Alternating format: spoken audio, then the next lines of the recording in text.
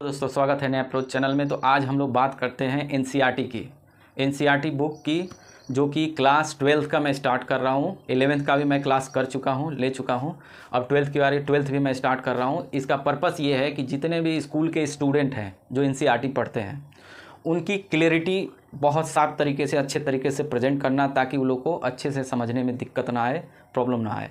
तो इसको बहुत ही आसान शब्दों में मैंने समझाया है ताकि आपकी क्लियरिटी ज़्यादा बढ़िया है। इस प्रकार मैप का बहुत ज़्यादा मैं इस्तेमाल करता हूँ ताकि आपकी और अच्छी से क्लियरिटी है। साथ ही साथ जितने भी जो IAS PCS के होते हैं या फिर ग्रुप डी, SSC, रेलवे, ये सब की जितने भी कंपटीटर जो एस्पायरेंट्स हैं उनके लिए कर रहा हूँ, ताकि दोनों का एक तो स्कूल में भी फ़ायदा होगा प्लस कंपटीशन में भी फ़ायदा होगा कि इससे कैसे ऑब्जेक्टिव बनते, कैसे मेंस के क्वेश्चन बनेंगे, सारे सब क्लियर होते जाएंगे। तो इसकी क्लियरिटी के लिए मैंने वीडियो बनाया है, क्योंकि आप देखेंगे मोस्टली यूपीएससी में कि होता है कि उनको अगर ग्रेजुएशन करते हैं, PG करते हैं, इवन PhD करते हैं, उसके बाद उनको ये सलाह दी जाती है कि आप 6ठी से लेकर 12वीं तक का एनसीईआरटी पढ़िए ताकि आपकी क्लियरिटी हो। तो आप सोचिए कि हमारा जो लिखने का जो तरीका है एनसीईआरटी का, जिस तरीके से प्रेजेंटेशन है, कहा जाता है कि बहुत इजी है, लेकिन अगर आप बिटवीन द लाइन अगर आप पढ़ते हैं तो रियल में ये बहुत बड़ा कॉम्प्लिकेशन होता है। क्योंकि आज के दौर में जिस तरीके से हर चीज़ों को आसान किया जा रहा है, किताब को उस तरीके से हमारा प्रेजेंटेशन नहीं है। वो आज भी 1835 का प्रेजेंटेशन है। तो इसीलिए क्या होता है कि अनरिलेवेंट होते जा रहा है। नए नए इसमें जो डेटा दिए जाते हैं बिल्कुल इमेजिन नहीं कर सकते कहाँ की डेटा कब की होती है। 20-20 साल पुरानी डेटा दी हुई रहती है। तो आप सोचिए कि यहाँ 5 साल में सब कुछ बदल जा रहा है और 20-20 साल पुराना डेटा को पढ़ाया जाता है। इससे क्या होता है कि हमारी जो थ्योरेटिकल बोझ है वो बढ़ते जा रहा है। हमें क्या ज़रूरत है, नए एजुकेशन पॉलिसी की, नए प्रेजेंटेशन की। एनसीईआरटी भी आप लिखिए तो इतने सरल लैंग्वेज में लिखिए कि बच्चे को किसी ट्यूशन की या अच्छे स्कूल्स की ज़रूरत ना पड़े, किसी स्कूल में अच्छे से वो खुद से भी समझ सके। तो इसको क्लियरिटी के लिए हमने स्टार्ट किया है। तो आप देखिए कैसा लगा, आपको बताइएगा। स्टार्ट करते हैं। पहला चैप्टर है पॉपुलेशन। आप देखिए इंडिया जो बुक का नाम है, 2 वॉल्यूम आती है इसमें भी, इंडिया पीपुल एंड इकोनॉमी। इसमें हम लोग फर्स्ट चैप्टर ले रहे हैं पॉपुलेशन। अब पॉपुलेशन आप समझिए कि पॉपुलेशन क्या होता है। आबादी तो हर को पता है कि जितने भी are the people of India क्या है, सारे पॉपुलेशन है। तो पॉपुलेशन का यहाँ पढ़ाने का पर्पस क्या है कि हमारा पॉपुलेशन कितना है, कैसे ग्रो कर रहा है, क्या रीज़न है, कौन कौन सेक्टर में यानी कौन से एरिया में कहाँ सबसे ज़्यादा है, कहाँ कम है, क्यों जो डिस्ट्रीब्यूशन जो होता है पॉपुलेशन का अलग अलग क्षेत्रों में अलग अलग देखने को मिलता है। तो इसका रीज़न क्या है उसको भी हम समझेंगे। तो स्टार्ट करते हैं पॉपुलेशन की। तो यहाँ पे हम देख रहे हैं कि यहाँ पे हमारी जो पॉपुलेशन है अभी फ़िलहाल किताब में दिया हुआ है कि हम लोग सेकेंड लार्जेस्ट है, लेकिन पता है हाल ही में हमने इंडिया ने टेक ओवर कर लिया है चाइना को। तो अब हमारी जो है वर्ल्ड में हम पहले रैंक पे आ गए हैं। इंडिया पॉपुलेशन के मैटर में हमारा फर्स्ट रैंक हो गया है। और हमारी जो पॉपुलेशन है लीजिए यहाँ, हमारी जो पॉपुलेशन है इंडिया हो गया पहला। हमारी जो पॉपुलेशन है 143 करोड़ अभी फिलहाल लेटेस्ट डाटा ये है, यानी 1 अरब 43 करोड़, 1 अरब 43 करोड़ या 143 करोड़, ठीक है, दोनों एक ही बात है। तो ये हो गया 143 करोड़ अभी पॉपुलेशन है। चाइना भी लगभग इसी के आसपास है, 42 पॉइंट समथिंग है। तो ये चीज़ें हैं कि पहला हो गया है। तो अब बात होती है कि हमारी पॉपुलेशन इतना ज़्यादा है और हमारे पास लैंड जितनी होनी चाहिए वो लैंड हमारे पास नहीं है। एनसीईआरटी में ये बात मेंशन किया गया कि इसके साथ अगर मान लीजिए हम ले लेते हैं किसकी, पूरे नॉर्थ अमेरिका को ले लेते हैं, नॉर्थ अमेरिका प्लस पूरा साउथ अमेरिका, और साथ में और ले लेते हैं ऑस्ट्रेलिया को भी ले लेते हैं। ये तीनों ये कंटिनेंट है, ये तीनों कंटिनेंट को मिला करके भी हमारी जो है ये लोग मुकाबला नहीं कर सकता है पॉपुलेशन के मैटर में। आप सोचिए कि 33-34 करोड़ इसका है, इसका भी लगभग टोटल अगर बात की जाए तो लगभग आपको 10-12 के आसपास यहाँ मिलेगा। उसके बाद ऑस्ट्रेलिया में 2-3 करोड़ मिलेंगे। तो ये देखा जाए तो बहुत ही कम है, बल्कि और भी देशों को इसमें ऐड किया जा सकता है, इतनी पॉपुलेशन है। लेकिन हमारे पास लैंड कितनी है, तो टोटल जितना हमारा टोटल जोग्राफिकल एरिया है, यानी टोटल जो जोग्राफिकल एरिया है, टोटल जोग्राफिकल एरिया यानी भौगोलिक जो क्षेत्र है, टोटल विश्व का जितना भी भौगोलिक क्षेत्र है उसका मात्र 2.4% हमारा क्या है, लैंड है। आप सोचिए। लेकिन वहीं पॉपुलेशन की बात करेंगे तो पॉपुलेशन हमारे देश में कितना है, तो अगर परसेंटेज के हिसाब से निकालेंगे तो जो सेंसस 2011 सेंसस होता है 10 साल पे जो जनगणना की जाती है उसके अनुसार है हमारा 17.5%, 17.5%, ठीक है। अभी 18 के आसपास पहुंच गया है अभी लेटेस्ट में। तो ये हम बात करते हैं 2011 सेंसस के अनुसार 17.5% है। तो आप सोचिए कि 17.5% हमारा पॉपुलेशन है पूरी दुनिया का, और हमारे पास ज़मीन कितना है 2.4%, 2.4 लैंड है और इतना है पॉपुलेशन। तो हमारे रिसोर्सेज पे क्या प्रभाव पड़ेगा आप इमेजिन करिए। तो हमारा क्या होगा, रिसोर्सेज पे बहुत ज़बरदस्त दबाव पड़ने वाला है, जो कि दबाव दिखता हुआ नज़र आ रहा है, ठीक है।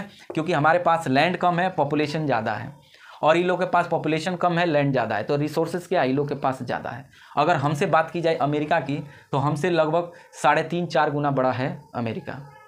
उसके बाद लगभग 5 के आसपास ये है नॉर्थ अमेरिका। उसी तरह चाइना की भी बात करें तो हमसे 3 गुना है, ठीक है, 3 गुना चाइना बड़ा है। रसिया की बात करें तो हमसे लगभग 7 गुना बड़ा है, ठीक है। तो 7 गुना हमसे रसिया बड़ा है, लेकिन हमारे पॉपुलेशन के सामने कुछ भी नहीं है। तो यानी हमारे पास क्या है, पॉपुलेशन बहुत ज़्यादा है। इसको आप समझिए कि पॉपुलेशन ज़्यादा होगा तो बहुत तरह की कॉम्प्लिकेशन आएंगे, जैसे सोशल इकोनॉमिक प्रॉब्लम आएगा, सोशल इकोनॉमी प्रॉब्लम, ठीक है। हमारे पास क्या है, सामाजिक आर्थिक प्रॉब्लम आएगी ही आएगी, ये मान के चलिए। इसीलिए हम लोग क्या है, जल्दी डेवलप नहीं हो पाएंगे, टाइम लगेगा। हम लोग अभी डेवलपिंग के फेज में रहेंगे, क्योंकि हमारा जो पॉपुलेशन ज़्यादा है, रिसोर्सेज कम है। जिसका ज़्यादा रिसोर्सेज रहेगा उसका क्या होगा हमारे पास, ठीक है, हमारे पास जितना रिसोर्सेज ज़्यादा रहेगा उतना ही रहेगा। तो आइए हम समझते हैं, जैसे कि एक मैप भी बनाते हैं इंडिया को, देखते हैं कि जैसे अभी रुकिए देखते हैं। इसमें कह रहा है कि अगर मान लीजिए सेंसस की मैंने बात किया है, तो सेंसस में जैसे होता है कि स्टार्ट कहाँ से हुआ था। मैंने 2011 की चर्चा की है, 2011। तो इसमें क्या हुआ कि सेंसस स्टार्ट कहाँ से हुआ है, तो क्या हुआ 1872 में पहली बार इसको सेंसस को स्टार्ट किया गया था, लेकिन ऑर्गेनाइज्ड में इसको 1881 से क्या हुआ, रेगुलर बेसिस पे कंटिन्यू 1881 से कंटिन्यू 10 साल पे क्या होता है हमारा स्टार्ट हो गया, रेगुलर बेसिस पे आता है। जैसे 2011 आया, अब 21 का डेटा आएगा, फिर 31 का आएगा, फिर 41 का आएगा। इस तरीके से बात होती है इसमें। अब बात करते हैं कि हमारा डिस्ट्रीब्यूशन ऑफ पॉपुलेशन, ठीक है। तो इसके लिए डिस्ट्रीब्यूशन ऑफ पॉपुलेशन के लिए हमें क्या करना होगा, तो मैप का सहारा लेना होगा। तो मैप बनाते हैं सबसे पहले।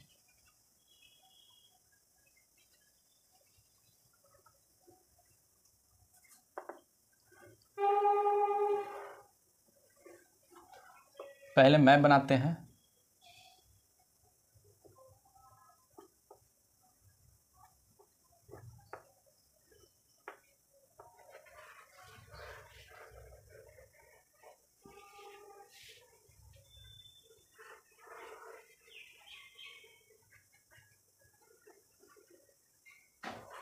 ठीक है, तो मैंने मैप बना दिया इंडिया का। अब देखिए कह रहा है कि डिस्ट्रीब्यूशन ऑफ पॉपुलेशन, इसको मिटा देते हैं।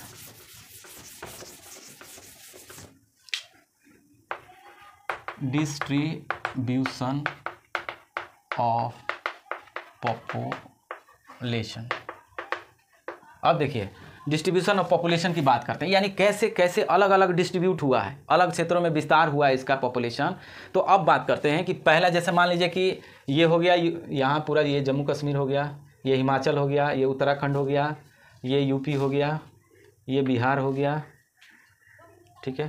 पहले इतना ही समझिए, ये राजस्थान, ये पंजाब हो गया, हरियाणा हो गया, हाँ, और इस तरीके से ये पूरा राजस्थान हो गया, ठीक है, और ये गुजरात हो गया, ठीक है। पूरा बनाएंगे तो टाइम लग जाए, अभी फिलहाल समझिए कि ये जैसे स्टेट हो रहा है, तो इसमें हम डिस्ट्रीब्यूशन की बात करते हैं। तो सबसे ज़्यादा पॉपुलेशन कहाँ होगा, तो सबसे ज़्यादा होगा प्लेन एरिया में।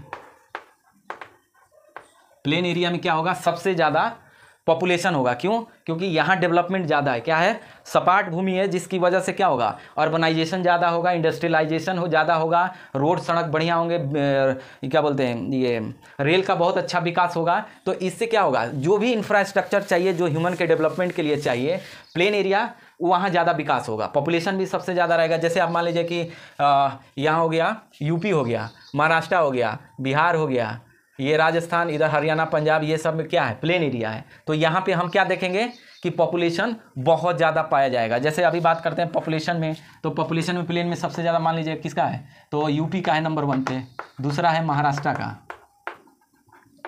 महाराष्ट्र का, तीसरा है बिहार का, चौथा है बंगाल का, ठीक है। उसी तरीके से पाँचवा हो जाएगा आंध्र प्रदेश, फिर तमिलनाडु हो जाएगा, फिर ये एमपी हो जाएगा, ठीक है। तो ऐसे ही सब मिला करके लगभग 8 से 9 स्टेट में लगभग 76% क्या करता है, पॉपुलेशन क्या कर रहा है, 76% कंट्रीब्यूट कर रहा है। टोटल जितने भी स्टेट और यूटी हैं उनमें से कंट्रीब्यूट कर रहा है मात्र 6 से 8 गो ही, इतनी ज़्यादा हाईली पॉपुलेशन है कि 76% टोटल पॉपुलेशन का यही लोग कवर कर देता है। बाकी कुछ क्षेत्रों में देखें, जैसे ये हो गया, ये सब मेजर वाले में हो गए, गुजरात हो गए, ये सब पंजाब, और कम जहाँ पॉपुलेशन कम है लेकिन लैंड ज़्यादा, जैसे JNK, जम्मू कश्मीर की बात करते हैं तो यहाँ पे कुछ डेटा दिया हुआ है कि जम्मू कश्मीर में कितना ये हो सकता है। तो जम्मू कश्मीर में 1.04%, यानी जितना भी पॉपुलेशन इंडिया का है उसमें लगभग कितना है, इसका है 1.04%, मात्र 1% के आसपास है। वहीं नॉर्थ ईस्ट की बात करते हैं, अरुणाचल प्रदेश में तो 0.1%। उसी तरीके से मणिपुर, ये हो जाएगा, नागालैंड हो गया, इस तरीके से जितने भी नॉर्थ ईस्ट स्टेट हैं इसमें क्या है, डेंसिटी कम है। क्यों? क्योंकि एक तो प्लेन एरिया हो गया, दूसरा हो गया हिली एरिया। और इधर देखिए, जैसे ये कोस्टल एरिया हो गया, ये सारा कोस्टल हो गया, तो कोस्टल एरिया में क्या होगा, ये सब सारा कोस्टल एरिया हो गया, यानी तटीय क्षेत्र हो गया। तट में क्या होगा, जितना भी किनारे किनारे होगा यहाँ क्या होगा, बहुत ज़्यादा पॉपुलेशन होगा, क्योंकि यहाँ पे प्लेन एरिया है और यहाँ पे क्या है, नदी वगैरह जितने भी जो निकल रही है, आ रही है, उसका कहीं ना कहीं ये चीज़ है। अब ये हो गया। अब हिली एरिया में आप देख सकते हैं कि किस तरीके से, जैसे मैंने बताया नॉर्थ ईस्ट में है लेस देन 1%, आप लगभग सारे स्टेट का आप देखिएगा, कोई आधा है, कोई 0.2 है, कोई 0.3 है, इस तरीके से कंट्रीब्यूट कर रहा है। लेकिन मेजर जो पॉपुलेशन है यहाँ पे है, तो यहाँ पे क्या हो रहा है, अनबैलेंस हो रहा है, यहाँ पे इकोसिस्टम पूरी तरह से गड़बड़ाएगा। तो यही हो रहा है कि जैसे आप बात करते हैं, जैसे आप इसमें इंडिकेशन, जैसे ये देखिए, इसका मतलब मैं बता रहा हूँ कि इसका जैसे ये हो गया,